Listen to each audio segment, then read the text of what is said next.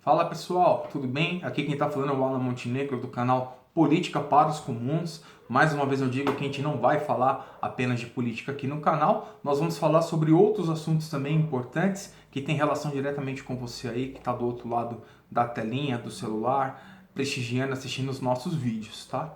E hoje o assunto vai ser sobre política também, mas por uma perspectiva diferente, da perspectiva da população, dos grandes anseios sociais, dos medos que a sociedade brasileira tem em decorrência de um passado não muito distante, no qual gerou uma grande frustração. E isso é perfeitamente compreensível, tá? Então a gente vai abordar esse assunto com um pouco de profundidade, levantando aqui algumas lebres importantes para uma análise crítica e para que a gente não perca algo que é importantíssimo na política, racionalidade, tá? Então essa é a pauta de hoje. Se você ainda não é inscrito no canal, então eu te convido, se inscreva também, dá o joinha lá, o like é muito importante para que esse vídeo chegue no maior número de pessoas possíveis e também clique no sininho para ativar as notificações e assim você vai ficar por dentro de tudo que o canal lançar aqui de novidade para vocês. Bom, vamos pro assunto, né? Como falei, vamos falar sobre política, sobre anseios e medos. É fato de que no decorrer dos últimos anos houve uma grande frustração por parte da população, de uma grande parcela, diga-se de passagem, em decorrência do grande rombo feito pelo PT aos cofres públicos. Isso gerou uma rejeição percebida, como já dito no vídeo anterior, nas manifestações já em janeiro de 2016, que culminou numa crise política, numa crise econômica, no impeachment, enfim, a Dilma Rousseff foi removida do poder. Nós estamos passando por um momento parecido, dadas as proporções. Na época não havia uma pandemia, hoje tem, né? Na época havia uma frustração de um governo anterior, hoje as coisas não estão andando da forma como uma boa parcela da população gostaria que andasse, e obviamente torna a dizer que o Covid-19 ajudou muito no sentido de prejudicar o cenário atual agora. Mas por que eu estou tocando nesses assuntos? Assim, gente, a gente precisa separar os assuntos.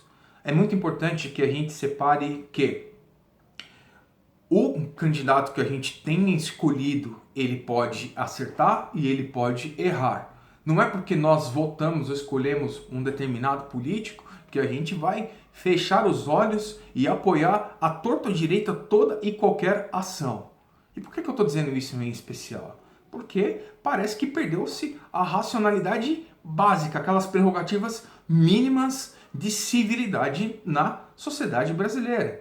Então a gente está começando a se habituar, e quando eu falo começando, entenda que não é todo mundo, mas uma parcela da sociedade, não sei se pequena ou média, a concordar deliberadamente com certas atitudes, com truculência, com violência, contra emissoras, contra jornais, até contra a classe política mesmo. Então primeiro houve uma demonização da política, no qual o Congresso é corrompido porque o Congresso foi comprado num outro momento, né? O Lula comprou todo o Congresso, então estava tudo loteado, o governo federal na época loteou tudo, querendo se salvar com um plano maior de poder. Esse é dos argumentos que inclusive justificaram uma troca para o novo governo. E ok, tudo bem. Que os ministros do Supremo Tribunal Federal nenhum presta, eles têm viés políticos, então a gente demonizou. Então, a gente já olha para o Congresso Nacional, mesmo que a gente tenha votado. Inclusive, quero ressaltar que houve uma renovação de 40% do Congresso Nacional, um número bastante significativo.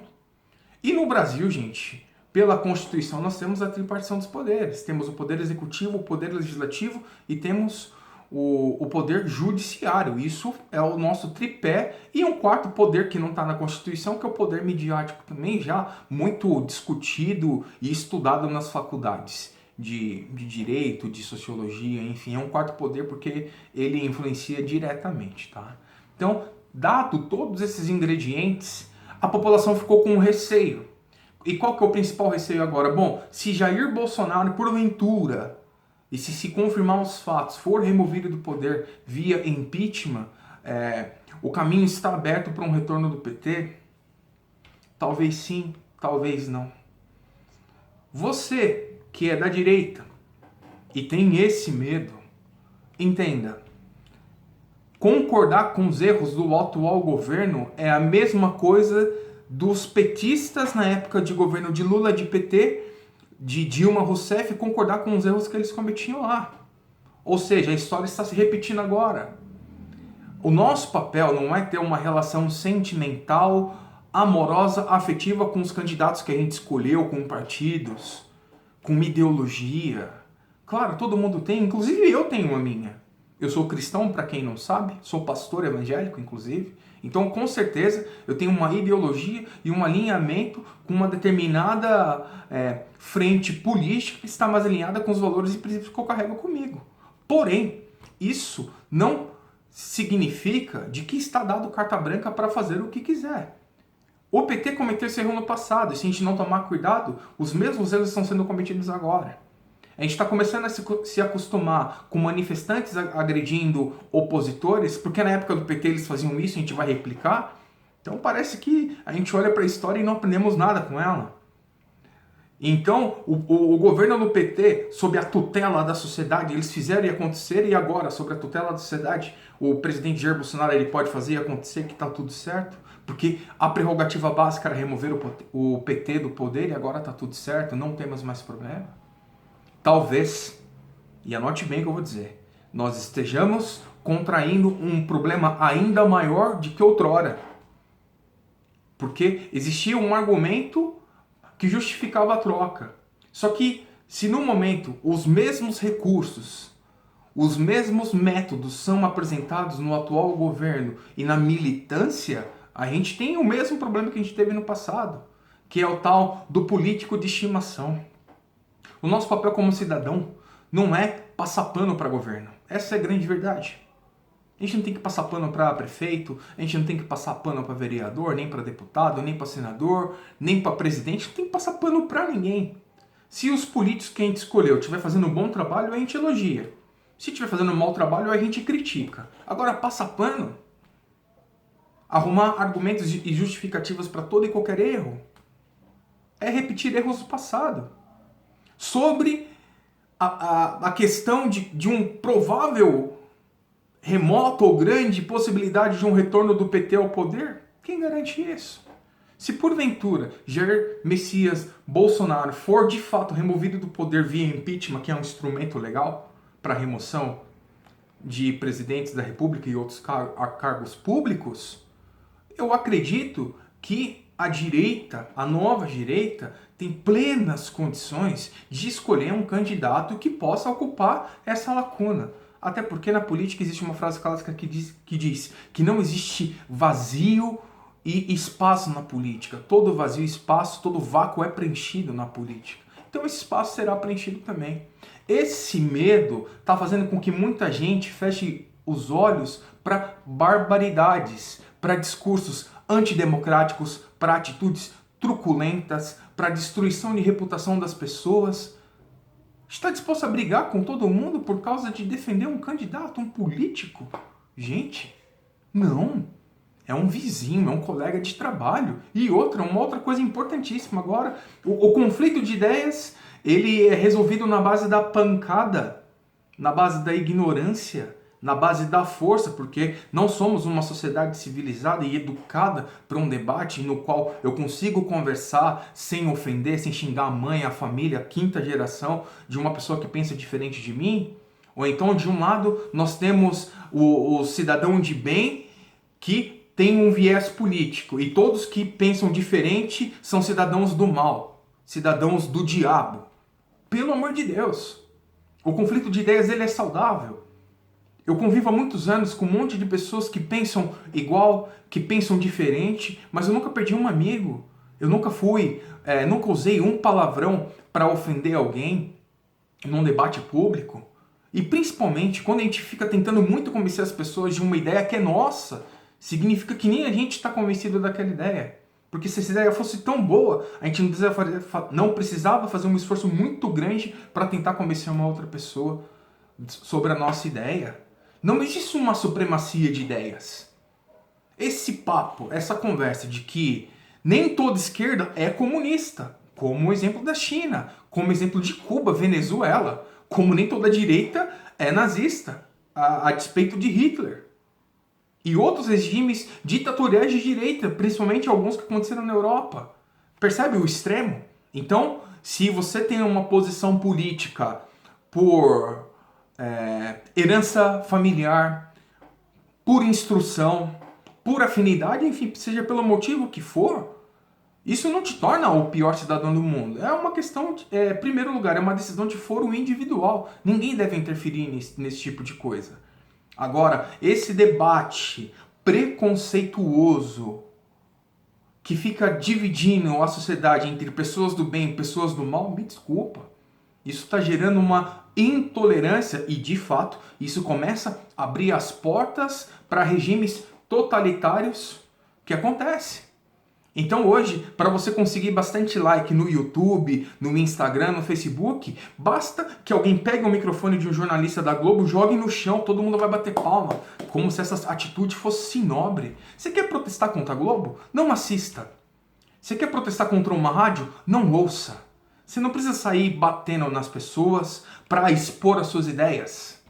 E me desculpe, se você enxerga que essa é uma forma de defender as suas ideias, você precisa voltar para o primário. Você precisa voltar para a escola. Sua mãe e teu pai precisam te educar, porque você não tem educação.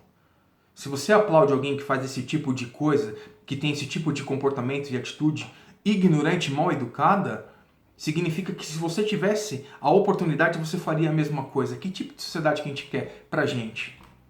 Que tipo de sociedade que a gente quer para os nossos filhos? Uma sociedade intolerante? Que passa que você use uma camisa diferente, tem uma decisão diferente, está dado carta branca para sair atropelando, batendo, agredindo as pessoas, xingando? Não. Nós não vivemos épocas totalitárias no nosso país. Mas quem viveu disse que foi terrível. Eu só estou gravando esse vídeo porque no nosso país hoje existe uma coisa chamada liberdade de expressão. Então não tem nada que me proíba aqui de expor as minhas ideias. E esse é um caminho perigoso. Se a direita ela tem medo de que com uma remoção do presidente Jair Bolsonaro via impeachment, dado o cenário desenhado na crise política, econômica e uma pandemia terrível que estamos vivendo hoje, se a gente tem medo dessa remoção, porque o PT vai voltar, significa que a direita não foi competente de levantar um novo líder para poder assumir essa posição, preencher essa lacuna, preencher esse vácuo, preencher esse espaço. E não se resolve na ignorância. Eu não estou disposto a abrir mão dos meus princípios e dos meus valores, com os quais eu educo a minha família e convivo com eles em harmonia, e convivo em harmonia em sociedade, para passar pano em coisa errada. A roubos, a ações antidemocráticas, a violência, a truculência. Não. Não. Então você aí, cidadão, que estava começando a ficar confuso nesse sentido, será que eu concordo com aquela atitude, com essa? Tem que pegar o microfone do jornalista da Globo, jogar no chão, eu tenho que pegar o microfone e entrar em rede nacional xingando, ofendendo? Se na sua cabeça essa era uma atitude correta, eu te convido no dia de hoje, depois desse vídeo, que você faça uma profunda reflexão. Esse não é o caminho. A solução do problema não passa por aí. Isso está longe de ser uma solução inteligente, está longe de ser uma solução intelectual. Quem pensa, usa a cabeça, não usa os punhos, não usa a força, não usa a ignorância. Se a direita brasileira está representada por meia dúzia de gente ignorante, violenta, agressiva, afirmo, sem medo de errar, a direita está muito mal representada.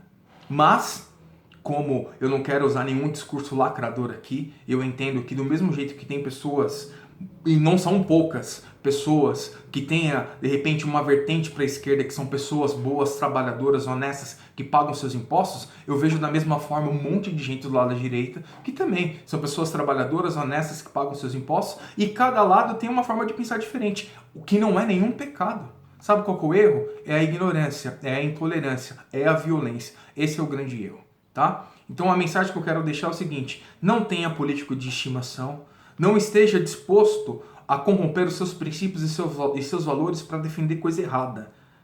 Já cometemos esse erro no passado. Se você não cometeu diretamente, alguém cometeu e pagamos um preço caro por isso. Então, vamos manter a cordialidade, a educação, porque política é feita dessa forma. tá certo? Não é na base do xingamento. E eu honestamente repudio toda forma de violência, toda forma de violência verbal, física, emocional. Eu sou 100% contra. Ainda que a pessoa pense diferente de mim, primeiro, ela está no direito dela. Segundo, eu não combato pessoas, a gente tem que combater ideias, tá certo? Bom, gente, o vídeo de hoje ele é meio polêmico, ele é meio tretoso, mas enfim, faz parte, a gente tem que entrar nesses assuntos também. Eu agradeço a sua companhia até então. Se você ainda não é inscrito no canal, eu te convido a se inscrever também, dê o joinha para que esse vídeo chegue no maior número de pessoas e ative as notificações para toda vez que a gente tiver um vídeo novo aqui no canal, você tenha em tempo real o momento em que esses vídeos estão subindo, essas novidades estão chegando para você, tá certo? Muito obrigado, que Deus te abençoe e até o próximo vídeo.